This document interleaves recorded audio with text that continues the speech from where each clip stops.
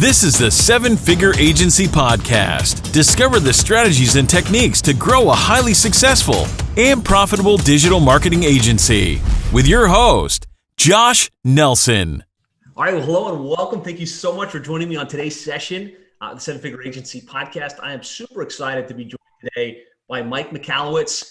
You probably recognize the name from Profit First, The Pumpkin Plan, Fix This Next, a bunch of amazing books. I can say personally, I've read most of Mike's stuff. I've sat in several of his live sessions. I can say the Profit First model really changed our business and moved us from kind of like where we were making lots of money, but not necessarily as much profit as we wanted. So when the opportunity came up to have him on the podcast, I was super pumped.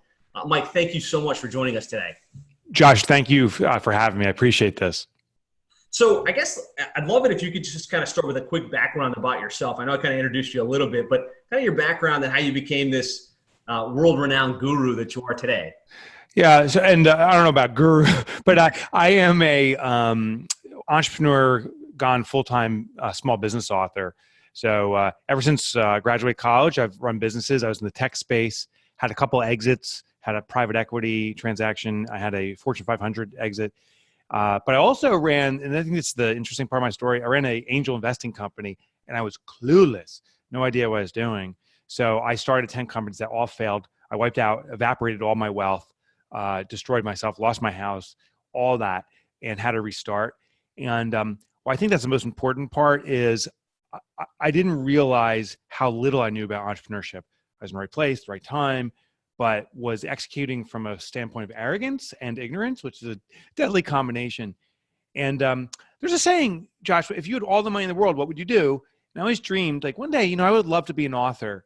And I found there's another complementary question. When you have no money, what's your vocation to create your dream? And when the answer is the same, like I said, I'm going to be an author, a sustainable author, meaning I'm going to make a living doing this, and it's my dream. Those two answers coalesced. And it was clear this is what I had to commit to. So today I'm a full-time author. I've written, you can see the books I positioned very well for marketing right behind me. Very and nice. That's what I do. I help small businesses face the different challenges that they will face and hopefully simplify the process for them. Fantastic. So we recently did a session in our group actually called the Profit First Agency. One of your certified partners, Mike Michalowicz, is in the group, and he did a cool on that. And so I was wondering, I've read the book, I've heard the whole concept a number of times. But I was sitting in a session where you introduced it live, and you kind of talked about how you came up with Profit First, and it was like a light bulb moment for me. I wonder if you can kind of walk through that high level, just like how you came up with the concept. Sure. So there was a statistic produced, I think, part by the SBA. I don't actually know the relevant sources anymore, but here's what I heard: that 83% of small businesses are surviving check by check. 83%. The vast majority of people that start a business, and understand this, they start a business with the dream of financial freedom. That's why I started my business, and personal freedom. I want to do what I want. And the two things we dream about, that personal freedom, that financial freedom, the two things we don't get, 83% of us. So most businesses, when it comes to the financial side, don't have enough money today to pay their bills next week, let alone payroll, unless substantial sales come in. It's a very hand-to-mouth kind of existence. And I was wondering, how come so many people, and there's 180 million small businesses globally, and a small business, by the way, defined by the SBA, is a company that does $25 million in annual revenue or less.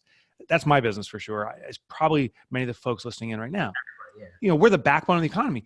How come so many of us are committed to building a profitable company, are able to attract clients, service the business? There's millions of different components that happen within the company, and we do it all, except the one thing we wanted, finances, the cash at the end, profit, doesn't happen. Why? Well, I believe it's the foundational formula that we use. The traditional, what's called GAAP, generally accepted accounting principle, foundational formula for profitability is your sales, your revenue, minus your expenses results in your profit. So sales minus expense equals profit, which logically makes sense. But behaviorally, it is the most damaging formula because it's telling us that profit comes last. In fact, it's so pervasive that's in our vernacular. We call it profit the bottom line. We call it the year end. All those things mean last. And it's human nature. When something comes last, it means it's insignificant. It can be ignored. It's the manana syndrome. So what I teach in Profit First is we flip the formula. It's sales minus profit equals expenses. And what I mean in practice here is every time we have a deposit come into our business through a sale, we immediately take a predetermined percentage of that money, 5 or 10 or 15, 20, whatever percent, allocate it toward profit, hide that money from our business, and then live off the remainder. The business lives off the remainder. It's the pay yourself first principle applied to business.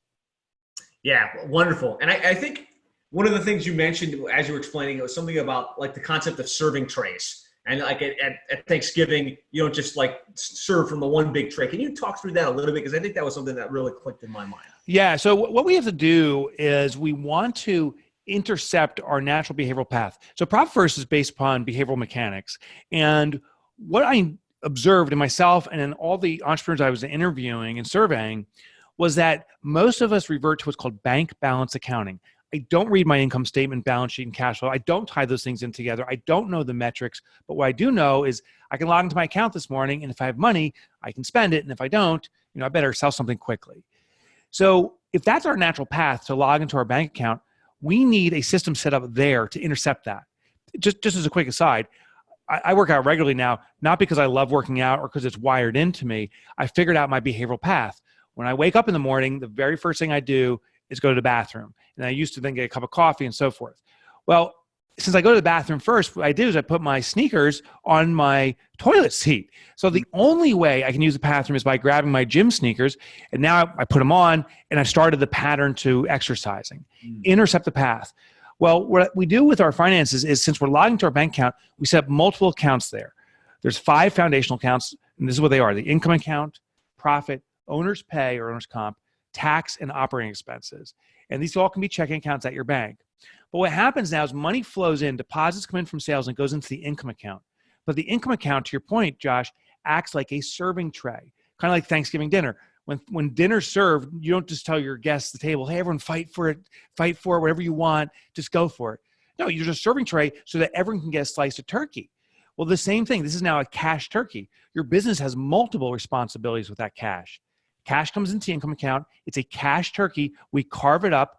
A percentage goes to profit. We already talked about that. By the way, that's a reward for the shareholder for starting the business, being the backbone of our economy. A portion goes to owner's compensation. That's the pay for being an owner-operator, working in the business. If you had to replace yourself, what would you pay yourself a salary, that person? That's what that is. Taxes, the biggest bill associated with operating a business that we are least prepared for is the subsequent tax consequences. So this pays all of the tax consequences for the owners of the business, personal income tax, and any of the business liabilities. And the last account is OPEX. Now what we're doing is when money flows in, we carve it up to its responsible account prior to spending the money. So we know what the money's intended use is before we even access it. Yeah, such a powerful concept. And when you do it, it's like magically there's money there for profit and everything else. Yeah. And when you don't, there's magically not. Like the money will, it's a Parkinson's Law, right? The money's going to get spent. You know your stuff. That's exactly what it is. So Parkinson was a theorist from the 1950s studying human behavior and noticed this interesting phenomena. As supply of a resource expands, he argued that our demand, our consumption of that resource expands. I like chocolate chip cookies. You put one chocolate chip cookie in front of me, I'll have more. I'll have one. If you put more than one, I'll have more than one. So as there's more available supply to consume, we'll consume more. Right now, with this coronavirus going on, toilet paper, right? The entire supply. If the store had one roll of toilet paper, it would be gone. They have thousands of rolls, they're all gone. So there's more supply, we start consuming more. Well, it applies to toilet paper, it applies to food, but it applies to money. As more money is available to our business, is flowing in, and we see it all available, we'll naturally consume more. It's a biomechanic response. We're like, oh, look how much money I have. I can buy that thing. I can justify that spend on that new equipment. I can make that higher. But we spend the money without considering all of its intended uses because all the money is in one pot. And what many businesses will experience, Josh, is your revenue does something like this. Hopefully over time it goes up, but our expenses run at this almost uncannily parallel. And the reason it runs so parallel is because of Parkinson's Law. What Profit First does is intercept and leverage Parkinson's Law in our favor.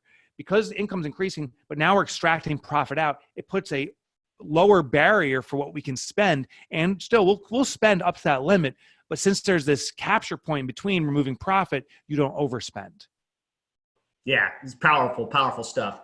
I think there's a mindset issue with most digital marketing agencies where they feel like it's almost like a badge of honor to reinvest in the business, to take whatever we made 30 grand this month, 100 grand this month, and we're going to reinvest so we can grow and so we can hire people. Can you talk a little bit about why that's a faulty mindset? Such a trap, yeah. So reinvest, in other words, plow back, are soft terms for the word expenses. We just don't like to say that. We don't like to say I'm incurring more expenses because that's tough to swallow. But we do like to say we're reinvesting and plowing back. So what we're doing in this situation where we're plowing back means there was money for a period of time reserved as profit, but instead of distributing to shareholders, we're going to put it back in the business, and the business is going to use that to hopefully grow. But the thing is, what that negates is actually thoughtful investment.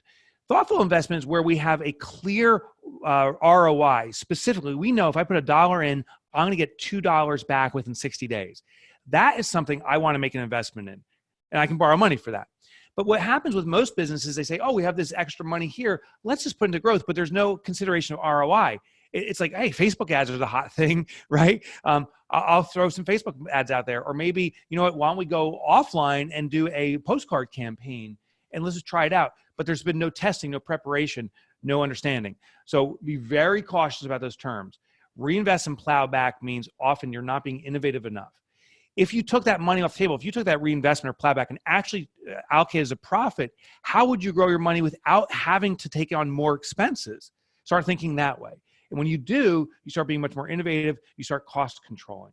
So whenever I hear reinvest or plowback, I know this business does not understand its expense control and does not know ROI, or at least does not have an understanding specifically of their ROI. Yeah. And it seems like, I don't know why there's this almost like it feels like that's how it's supposed to be. Yeah. And it's just well, it's perpetuated in the media. That's what we're told. Every event you go to as other entrepreneurs, the conversation isn't how healthy is your business, which it should be. It's how big is your business? What's your revenue? All the mindset is on I call it the Entrepreneur Joneses, right? It's all about comparing the top line. And I was living that. I remember going to my first entrepreneurs kind of gathering at a $250,000 business, and I thought I was hot crap. And I walk in, someone's like, I have a $500,000 business. I'm like, oh my God, I suck. I got to do $500,000. And when I did that, there was other guys doing $1 million. When I hit $1 million, they were doing 5. When I hit 5, they were at 10. I hit 7. And I was like, oh. And the thing was, it was all about this race to nowhere. I was comparative. The one question that didn't come up was, hey, how healthy is your business? What's the profit like? In the secluded dark room off the side of the networking event where two people were having a canned conversation after maybe a shot of bourbon, that's when you found out, oh, you have a $10 million business that's going under. That's where you heard the real story. And what we just need to do is change the conversation to how healthy is your business. Next time someone asks how many employees you have or how much sales you have, say, hey, why don't we talk about profitability, sustainability of my business? Mm-hmm. I'm more impressed by a company that does, say, $100,000 and they're posting a $90,000 profit than a company that has $10 million with a $90,000 profit. Right. Sales translates to stress on an organization. So the more sales I have, the more that top line grows, the more responsibility my organization has to deliver it. And as a small business owner, the more burden I'm carrying on my back. So sales simply means stress. I want to know the profit. And that's the health of an organization. Yeah, no doubt. So practically speaking, what's the best way for digital marketing agencies to learn more about this? Obviously read the book, but practically speaking, like what are the next steps in order to implement profit first? Yeah. So reading the book will definitely help, but I'll give you one warning is that if you try to implement the entire system immediately, it can become overwhelmed. We're very fortunate now. We have well over 300,000 companies that have implemented profit first. And we have thousands and thousands of case studies. Mm-hmm. Here's what we found the common thread to be. The businesses that have successfully implemented profit first have done it by taking one small step at a time. And the first small step is just set up one account, a profit account. I already alluded to the foundational 5 accounts. You can even set up 6, 7, 8 accounts, but start off with just one and call it profit. And what you do starting today is you allocate 1% of your income. So if $1,000 comes in, you take 1%, which is $10, you put in the profit account. And what happens to your revenue and the use of that money is inconsequential. $1,000 versus now $990 usually won't have any impact on your business. It's inconsequential. But what's highly consequential is the fact you've allocated $10 to a profit account. And it's just a matter of time before you look and say, wow, what if I allocate 2% or 3%?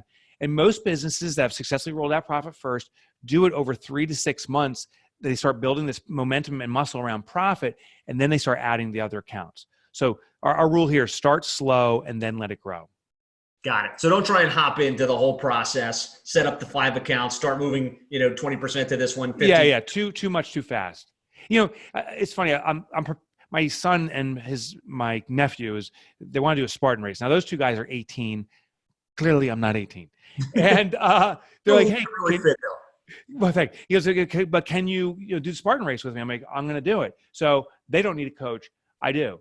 And I talked to the coach and he says, listen, you're going to be running like crazy. You're going to be lifting weights. Here's what we're going to do in the first day of practice. We're not going to run the marathon. The first day of practice is proper form, stretching, building toward it. If you're preparing for a marathon, for example, and you start by running a marathon on your first practice, you are prone to significant injury. You're not going to complete it. And then we're going to abandon it. So start slow, build that momentum, that strength, and then keep being persistent about it. And then it becomes enjoyable. Exercise, but also accumulating money is a fun experience. Yeah, no doubt. So I'll just say, on this topic, as agency owners, we run businesses to make profit, right? So it's not about the revenue. It's about the amount that you keep. The best way to do it, read Profit First, dive into the Profit First agency training that Mike Tassner did, and start like Michalowicz is saying, like start with one account, start moving a little bit right away, and build this muscle, because there's nothing more depressing, I've experienced it, to grow to 7 figures and beyond and be making as much as you were when you were at 500,000, right? I don't know if this is your quote or somebody else's, but revenue is vanity and profit is sanity. That's right. It's not my quote. That's been around. Yeah, revenues is vanity, profit sanity, and cash is king is the final part of that statement. And it's floated around forever. And it's a truism. It's just a simple fact. But it is very normal, and humans get caught up in the how big is it contest and the entrepreneurs. Yes. So we do want to take pause here. And that's what Profit First does is when that money comes in, I used to have a $10,000 deposit. I'm like, woohoo, I got 10 grand. And now I realize, no, I don't. When 10,000 comes in and gets carved up, I may have 6,000 to operate my business. And the 4,000 has responsibility to profit and pay myself and reserve for taxes. It just gives you a much better perspective of what's truly available to operate your business. No doubt. So I wanted to make sure we had time to kind of pivot a little bit. We could probably talk about Profit First for hours, but there's a massive economic crisis happening right now. This interview is happening called the coronavirus. And when I posted up in the group, what question should I ask Mike? A lot of them are like, what is he thinking about this crisis? How should businesses try and financially prepare? We'd love to hear your thoughts on that. Yeah, so we're in the thick of it now, and there's no question in my mind that there's going to be sustained negative impact, that this will trigger a recession. Maybe it won't, but I see all indicators pointing to that. Now, here's one good thing about being a small business. As a small business, we have the right to choose to participate or not in an economic crisis, where big business has no choice. Big business is affected by the numbers, but small business, think about it. If we lose 10 or 15% of our clients, that may represent 5, 10, 15, 20 clients. It's hurtful, but it can be changed because we have the ability to get those 10, 15, or 20 clients elsewhere. So we have to actually be proactive in our marketing and catching it on. The big businesses, they lose 10 or 15%. They lose thousands and thousands of clients. So what you're going to see, especially in digital marketing, the bigger agencies are going to start losing clients. We have an opportunity to pick them up. Maybe offer them a new flavor or a new approach to their resources. But inevitably, in these situations, I see the big companies serving the big clients. Those big clients start stepping down to smaller businesses. So, but we have to see this as an opportunity. If we go in and say, holy crap, things are going to get bad, I think it was Henry Ford who said, if you think you're right or wrong, or if you think it's true or not true, you're right, something like that. But whatever our thoughts are become a reality. So I totally bastardized his phrase. But if we think that this is going to be devastating to our business, it will be. If we think this is an opportunity to grow our business, we will do that. It's going to be hard. You will have to change some of your offering, but watch the bigger clients stepping down, and that's an opportunity for us small guys. No doubt. Good opportunity there. How about like financial planning wise? Any suggestions on, how to maybe you put more into the profit account and take less as a distribution? Any thoughts on that front? Yeah. So, I mean, The nice thing is I'm getting emails from people that started Profit First 2-3 years ago, and they're like, wow, I got a cushion for the first time in my life.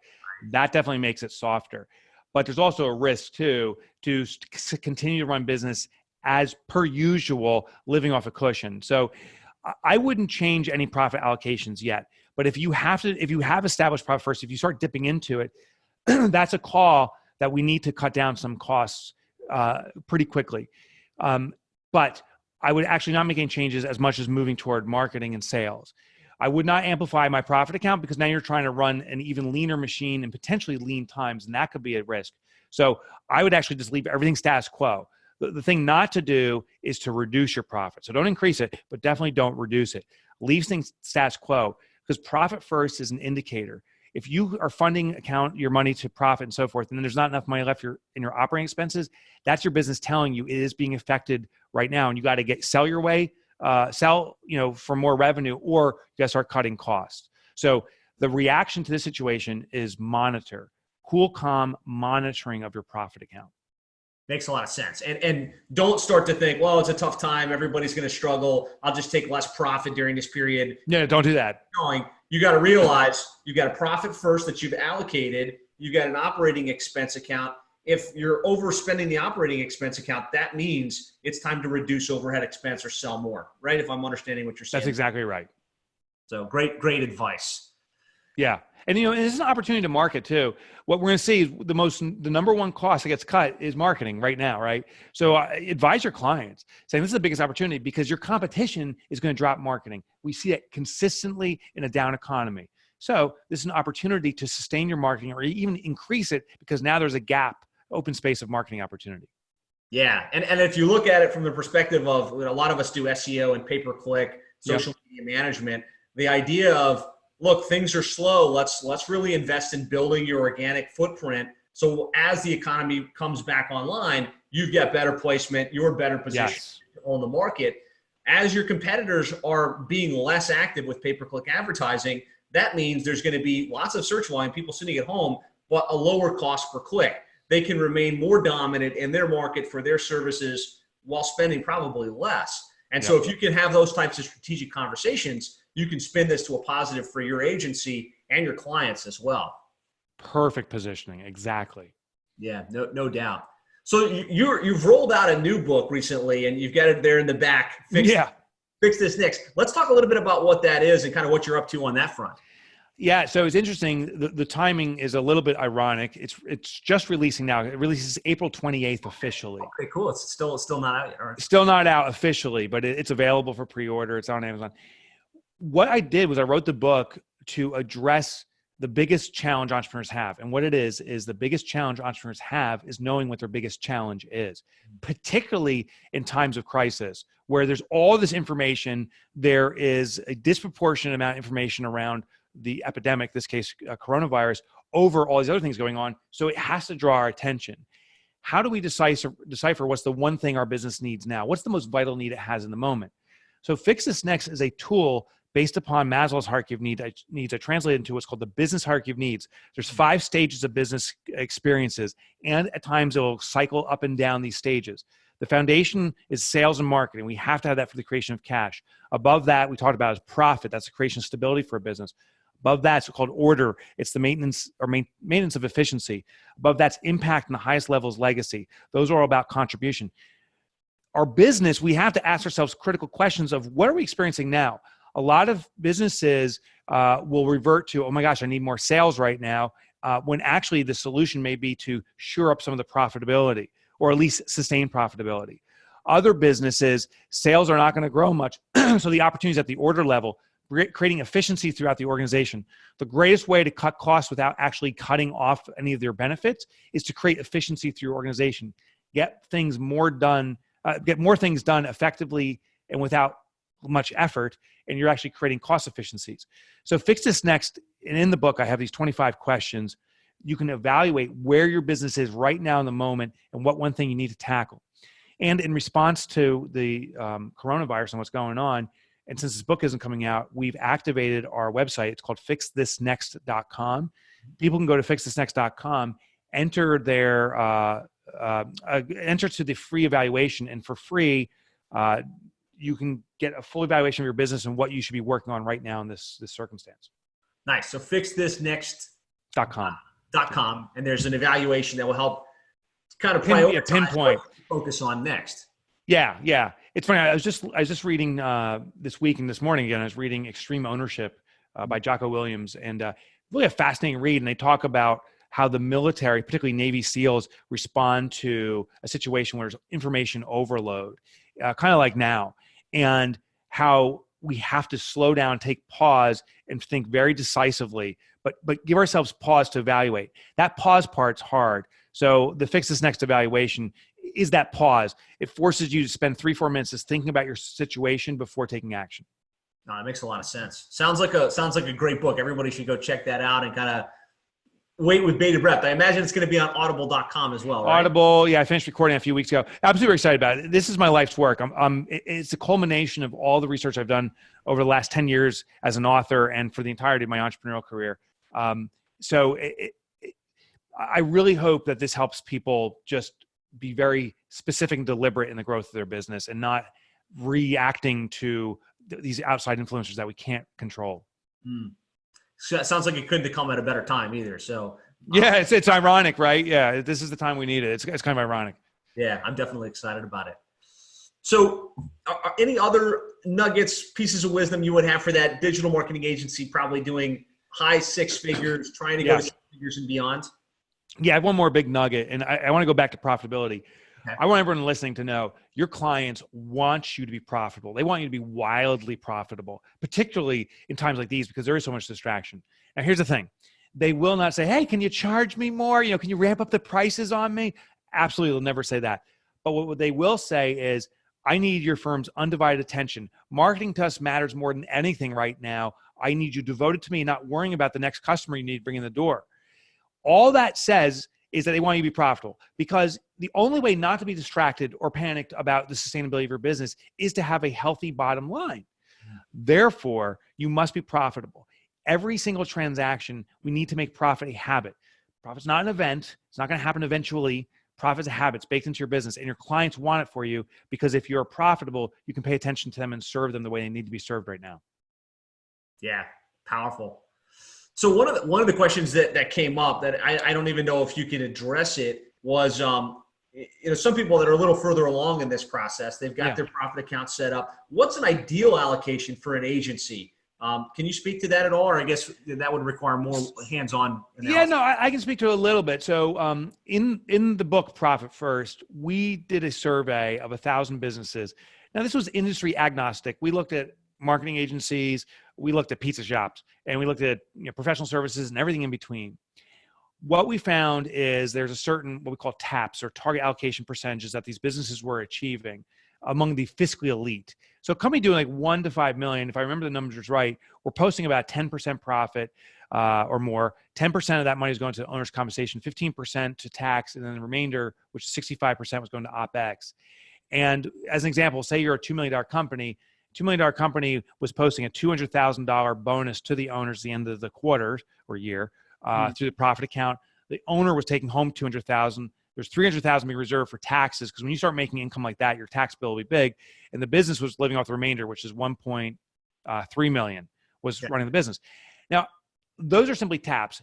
And what we found is about 5% of the business population, the fiscally elite, are achieving that. So I suspect 1 or 2 people listening to the podcast right now are achieving numbers like that. And if you are, keep growing. Why not become the elite of the elite? But the majority of us are not achieving numbers like that. Now you have a target. I wouldn't start there. Use the method we talked about. Take small incremental steps, but consistent steps to get there. But that would be a target of what we want to move toward. So if I heard those numbers right, it's a net profit to the owner of somewhere around 30 to 35%. Yeah, well, exactly. So you read it exactly correctly. And a lot of people get confused about that tax count. So 10% to profit, 10% to owner's comp, 15% to tax adds up to 35%. You nailed it. But people say, but Mike, tax goes to the government. Exactly. Yeah, exactly. But they don't, you just called it tax, you're reserving it for them, but they still see it as income that's not being spent in your business. So that money is just being allocated, but it's considered by law as a distribution to the owner. Got it.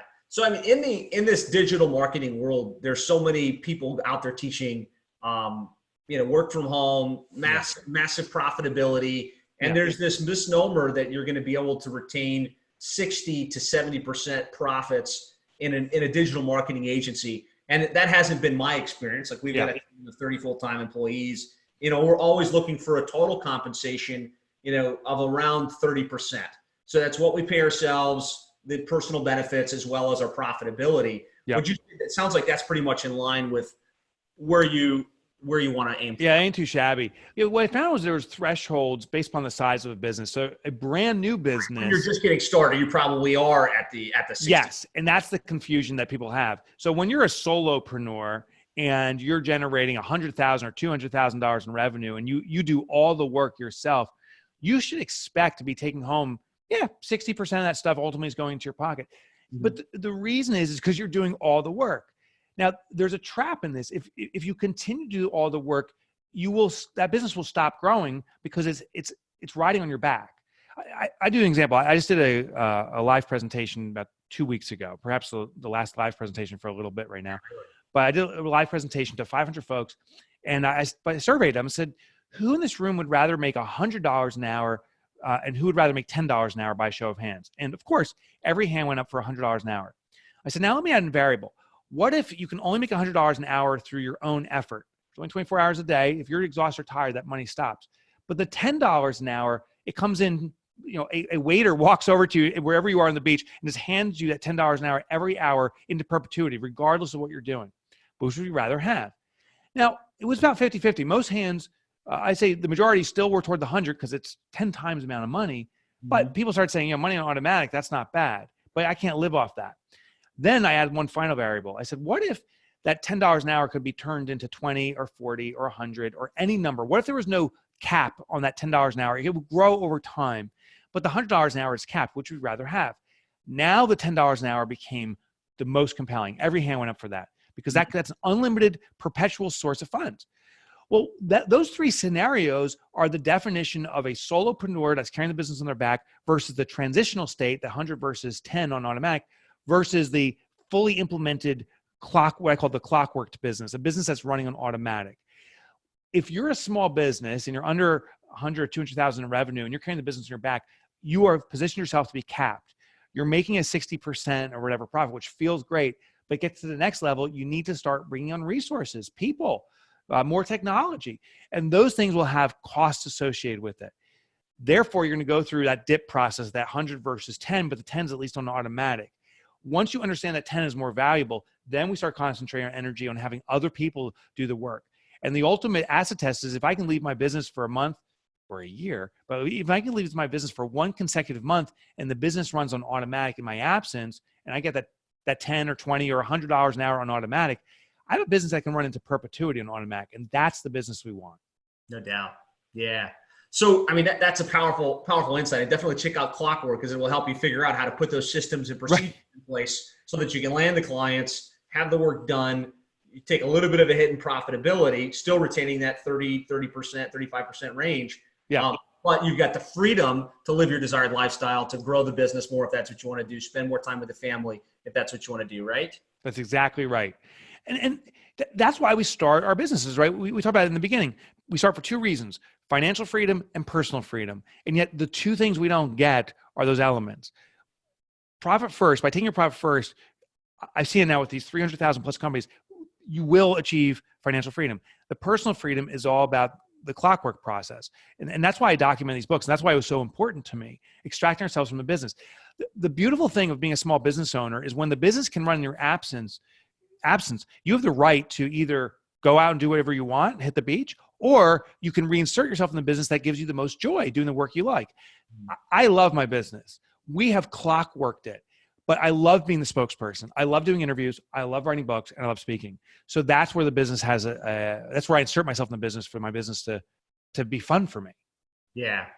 So I just want to hop back to that question of profitability and this kind of concept that, I should be able to retain 70, 75% even as I grow and even as I scale. Yeah. Obviously, you're going to put strain on yourself to have to do it yourself in that environment. Or it sounds like there's also a risk of, either not being able to have enough resources to properly serve the client. Right. Right. Can you talk a little bit about that? Like excess profitability can also be a danger.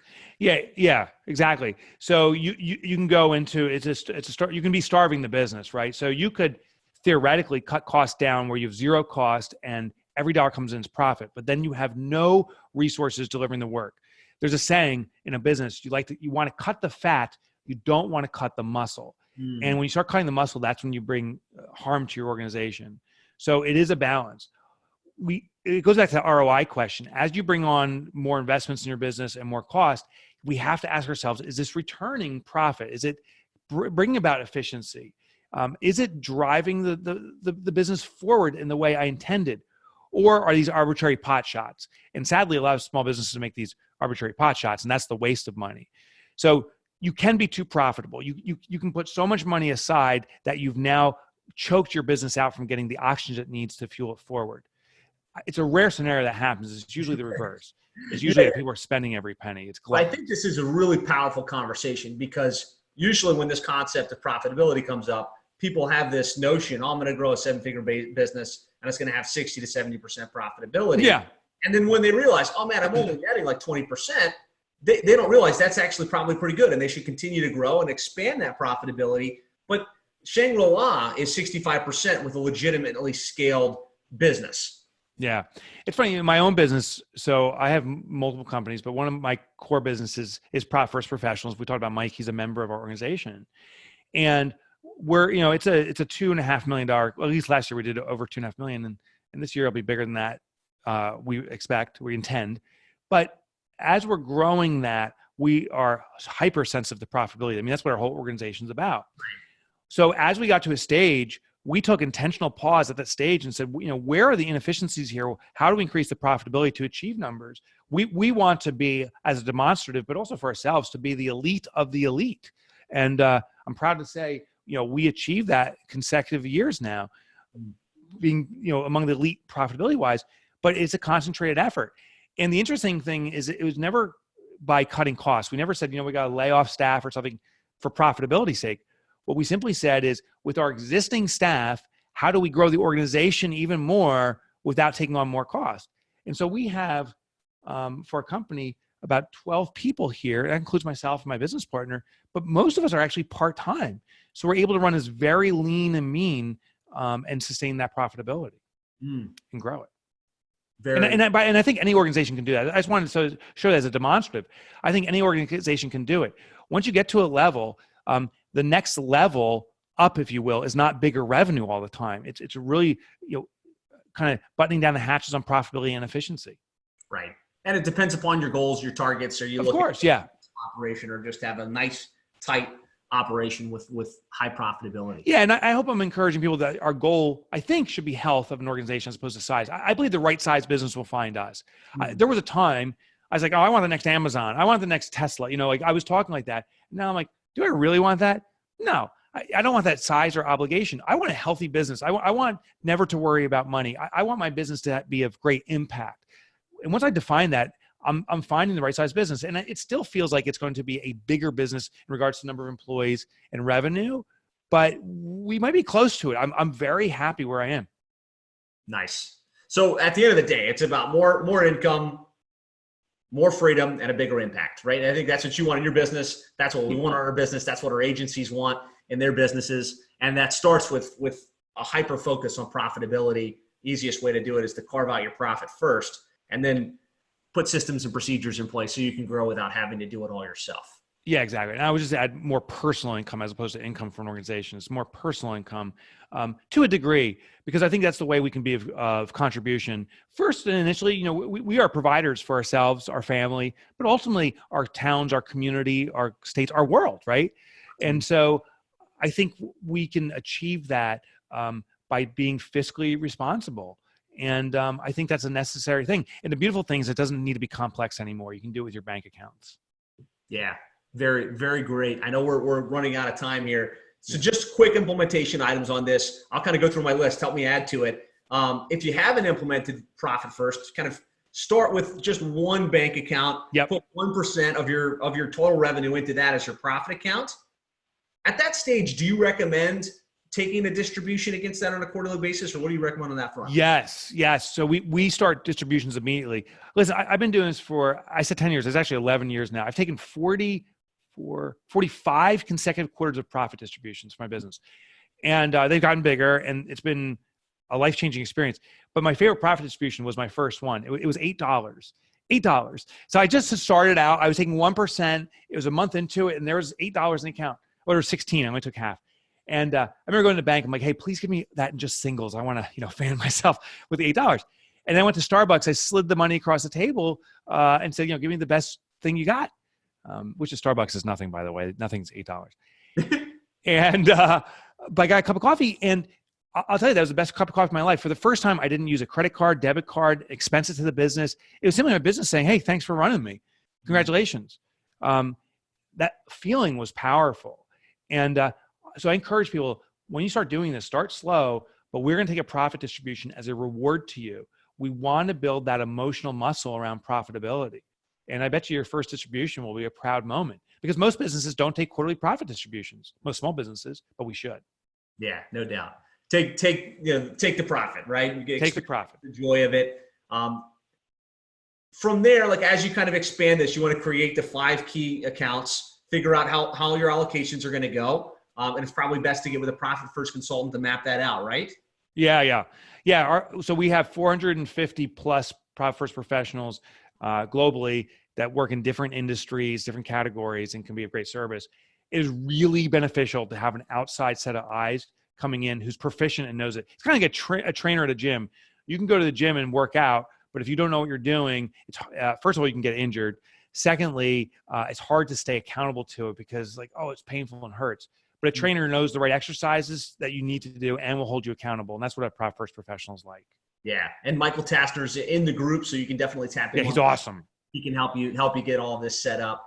And then if they want to learn more about Fix This Next and/or you and kind of how they can plug into you best, what's the best way to do that? Yeah. So fixthisnext.com is definitely a place to go to evaluate your business. If you want to learn kind of like the universe of books that I'm working on and get some free content, it's at my website, MikeMichalowicz.com. No one can spell that, so the shortcut is MikeMotorbike.com. I've never driven a motorcycle, by the way. It was my nickname in high school. So go to MikeMotorbike.com. It forwards you to my site. All the content you want is there, and it's all free. Excellent. Well, this has been amazing. Thanks, you're one of my personal mentors from afar, through your books and your training. So it was an honor to meet you in person. I appreciate you taking the time, and I know that our members will get great value from today's session. Josh, thanks for having me. Have an awesome day. Good luck with the coronavirus situation. Yeah, you too. Wishing you and everyone you know health. Yeah, absolutely.